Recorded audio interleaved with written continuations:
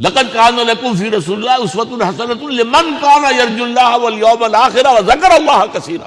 اسوہ تو اپنی جگہ ہے، قرآن میں ہدایت سب کے لیے، ہدی للناس، لیکن فائدہ اٹھائیں گے صرف متقین، ہدی للمتقین ہے سب کے لیے، اسوہ سب کے لیے ہے، لیکن استفادہ وہی کر سکے گا جو 3 شرطیں پوری کرے، اللہ اور یوم آخر پر ایمان اور اللہ کا ذکر کثرت کے ساتھ۔ یہ اسوہ جو ہے حضور کا، یہ ہم پر اتمام حجت ہے۔ دیکھیں نوٹ کیجئے، پوری نوع انسانی پر اتمام حجت، اسلام کا نظام عدل اجتماعی جو قائم کر کے دکھا دیا، اسے انگریزی میں کہتے ہیں اٹس ڈویبل، کیا جا سکتا ہے یہ کام، اس لیے کہ زمین پر قدم بہ قدم چل کر یہ انقلاب آیا، محنت سے آیا، مشقت سے آیا، ایثار سے آیا، قربانیوں سے آیا، تکلیفیں جھیل کر آیا، صبر و مصابرت سے آیا، استقامت و مقاومت سے آیا۔ یہاں پر معجزوں کی کار فرمائی نہ ہونے کے برابر ہے۔ یہاں دھوپ سے بچانے کے لیے کوئی اللہ نے صاحبان نہیں دیا، ظل اللہ علیکم الغمام، اور بھوک سے بچانے کے لیے من و سلوہ نازل نہیں ہوئے۔ غزوہ تبوک میں ایسا بھی ہوا ہے کہ 3 مجاہدین کا 24 گھنٹے کا راشن ایک کھجور، ایک نے منہ میں رکھی، کچھ چوس لی،